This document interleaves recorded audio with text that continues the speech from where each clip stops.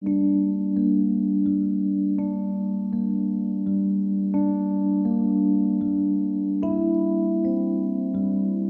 New Year! Welcome to episode 19 of Wicked Recovery. If you are a faithful follower, you might have noticed I didn't put one out last week. Don't be alarmed. Everything's awesome. I just didn't put one out last week. I was very busy. So this should be episode 20, but it's not, and that's okay. The good news is, as of yesterday, I am, can you see it? 5 months and 1 day is my sobriety to this point.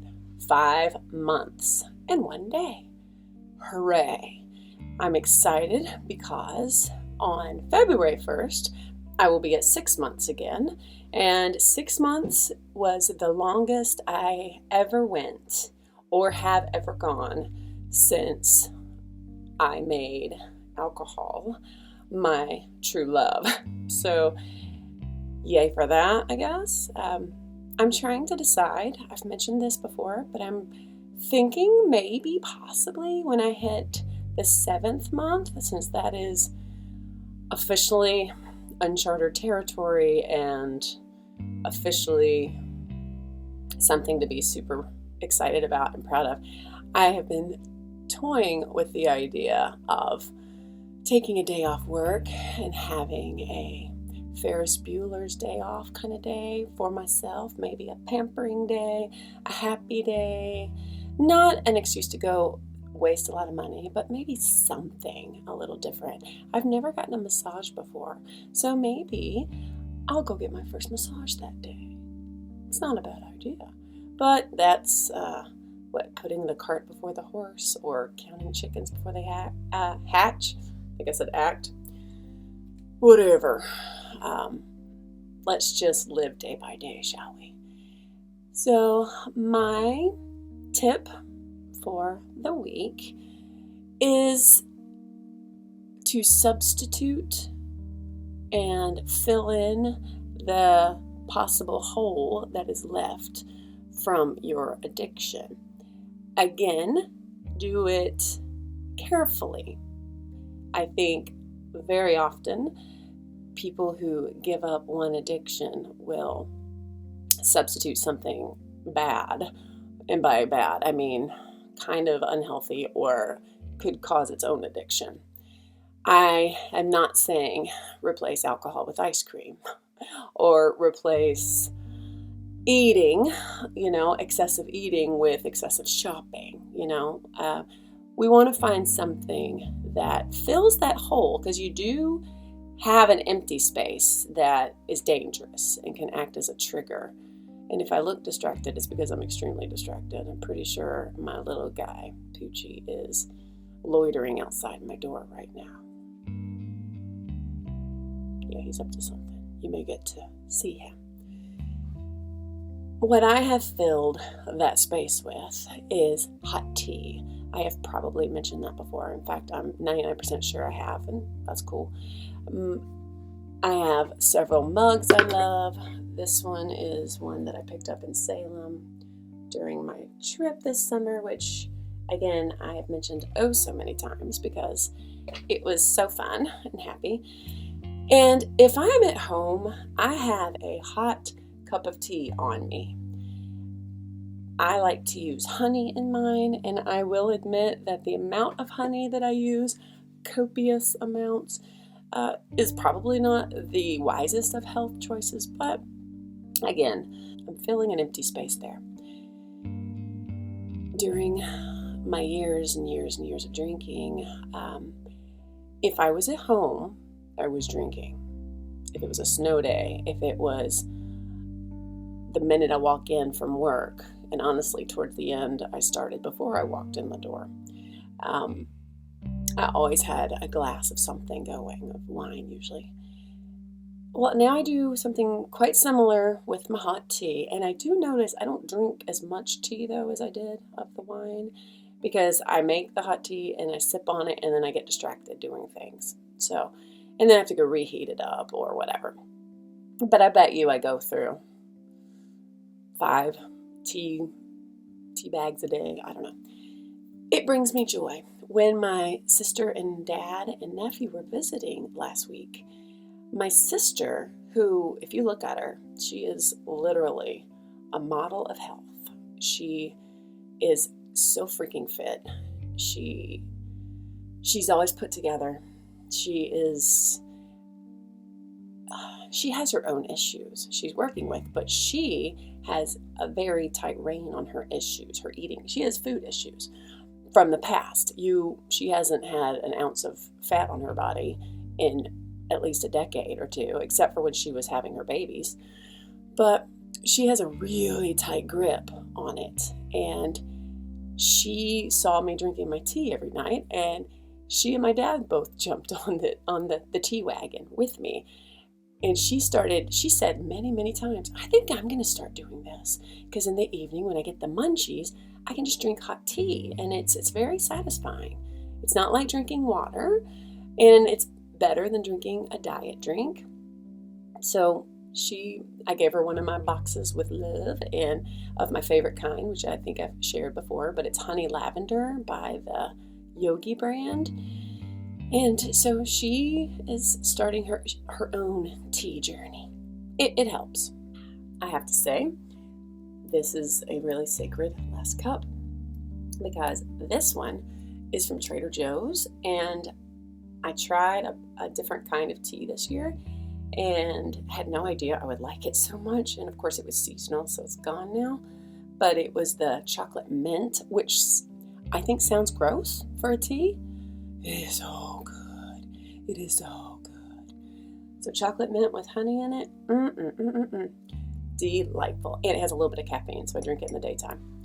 This is my last cup, so I'll be sad. But now I know next year when they bring it back, I will buy a shit-ton. So that was my tip, to find a healthy substitute. I'm pretty sure that's been a tip before, but it bears repeating. I've been really busy and out of my normal routines, so I don't have any book or podcast recommendations that are any different from the last couple ones I've suggested. I will tell you something though. I have a New Year's goal, not only for this channel, but for something I want to happen in sobriety. And this is beyond the massage thing at 7 months, and then beyond whatever I decide to do at my 1 year, which is August 1st. Probably will get a tattoo, by the way. Something having to do with the triangle, the recovery triangle, but that sign of the upward triangle is also, I believe, a sign for air. I hope I'm not wrong, which is, I'm a Libra, so I'm an air sign. And if I could incorporate that triangle into something recovery / magical, that'd be perfect. I'm also thinking of having it on my right hand somewhere, having the tattoo somewhere where I will see it always. Maybe my thumb, maybe over here or on one of these fingers, so that in the future, if I ever think about reaching for a drink, I will see that sign, I'll see that tattoo, and I will remind myself, you have a year, you don't need this. Look at how much better you are now than you were a year ago. So that wasn't what I was going to say, but that is in my plans. Here's what I was going to share. I have mentioned Recovery Elevator before, and Paul Churchill on there. I have credited him many times on this channel for this channel even being in existence, and his idea of putting out a podcast every Monday. I put out a video every Monday. I will maybe send this video to Paul, because I want him to see what I'm doing and that he is the sole reason for it, and also to credit him with my sobriety. Now, I know he won't take the compliment, because he's right when he says, you're the one who did the work. I might have been motivational or inspirational, but you are the one who put the drink down. You are the one who decided every single day to not pick a drink back up. And I agree with him. However, I really do wonder if I would be here right this minute making this video. Or even, I know I wouldn't be making this video if it wasn't for him. But I wonder if I would have 5 months sobriety right now if it wasn't for him. Having his podcast every Monday, going back and re-listening to some of them more than a couple times, has helped, especially during the early days and the early weeks when I would still get cravings and when I would fall into the old addictive thinking. And when that voice, the voice of my addiction, which lies to you in your own voice, hashtag Paul, or Gary, I should say, since that's the name he gave his addiction. If I hadn't had those podcasts to fall back on, I don't know if I'd be here right now. I'm not white knuckling it like I was the last time when I got 6 months. This 5 months has flown by. It's gone by really quickly. It hasn't been a struggle. I am not so cocky and naive to think I got this. Thank you, Paul, for letting me know that those thoughts, I got this, are the very first sign of a relapse. Paul has done so much. If you have any addiction issues, and remember, it's not just alcohol. We're addicted to so many things. Most human beings are addicted to something, whether or not they realize it. From work to trolling online to Facebook likes. Come on. Most of us have some kind of addiction. And if you do, and when you realize you might, I think you can go and listen to Recovery Elevator. And I think it really will get to the heart of your addiction, even if it has nothing to do with alcohol. Give it a try, because I really think addiction's the same. It's just, how does it manifest? The core, the seed of addiction that grows in us, I really do believe, is pretty similar for everyone. It's just, how does it manifest? Now, I will say, your addiction, your drug of choice, will have worse effects on you than it might on someone else. If your addiction is heroin, you're probably going to be worse off than someone whose addiction is shopping. But then again, y'all both might have some seriously bad debt issues, so on and so on. Yes, they manifest differently, but I think the core, which is also the place you need to go to, I almost said cure it. I know there's no cure, but to treat it and to cut it down and to get your control back. I think all of that comes from a very similar place, the addiction seed. Did that make any sense? I will go back and try to edit for clarity.